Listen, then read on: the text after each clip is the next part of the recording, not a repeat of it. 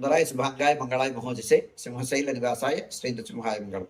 శ్రీ శ్రీ శ్రీ వరాహలక్ష్మి నృసింహస్వామి వారి సన్నిధానంలో వైశాఖ బహుళ చతుర్దశి బుధవారం కృత్తికా నక్షత్రం జూన్ 5వ తారీఖు యథావిధిగా 4 గంటల నుంచి 4:30 గంటల వరకు సుప్రభాత సేవ.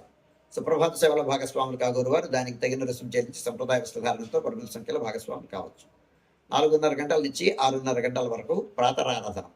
ప్రాతరారాధనలో భాగస్వాములు కాగోరు వారు దానికి తగిన రుసుము చెల్లించి సంప్రదాయ వస్త్రధారణతో పరిమిత సంఖ్యలో భాగస్వాములు కావచ్చు. 4:30 గంటల నుంచి 6:30 గంటల వరకు జరిగేటువంటి ప్రాతరారాధనలో భాగంగా నిత్యవేద పారాయణం, ఉపనిషత్ పారాయణం, దివ్య ప్రబంధ సేవాకాలం, అనంతరం ధూపసేవా సమయంలో చతుర్వేద పారాయణం, శ్రీరామాయణం, భారతం, భాగవతం, విష్ణు పురాణం, క్షేత్రమహాత్మ్యం, వరాహపురాణం, శ్రీభాష్యం, భగవద్విషయం మొదలైన గ్రంథాలన్నీ పారాయణం చేయడానికి ఉపక్రమిస్తారు. అనంతరం బాలభోగ నివేదనం అయిన తర్వాత నిత్యహోమం, పరిహరణం అయిన తర్వాత మంగళాశాస్త్రం, చాతుర్వర్గోష్ఠి, తీర్థ వినియోగం అయిన తర్వాత చుట్టు సన్నిధుల్లో మంగళాశాస్త్రం పూర్తి చేసుకున్న తర్వాత సుమారు 6:30 గంటల నుంచి సర్వదర్శనం ఆరంభమవుతుంది. 7:30 గంటలకు సహస్రనామార్చనం, 8:30 గంటలకు ఆర్జిత గరుడ సేవ, 9:30 గంటలకు ఆర్జిత నిత్య కళ్యాణం ఆరంభమవుతాయి.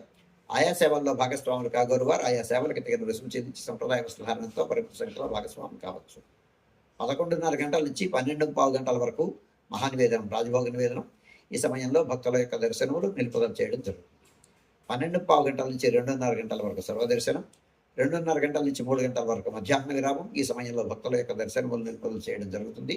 మధ్యాహ్నం 3 గంటల నుంచి రాత్రి 7 గంటల వరకు సర్వదర్శనం.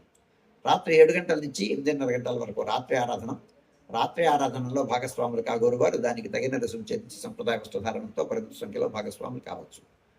రాత్రి 8:30 గంటల నుంచి 9 గంటల వరకు సర్వదర్శనం, 9 గంటలకు ఏకాంత సేవ కవాట బంధనంతో ఈనాటి కార్యక్రమం సుసంపన్నమవుతుంది.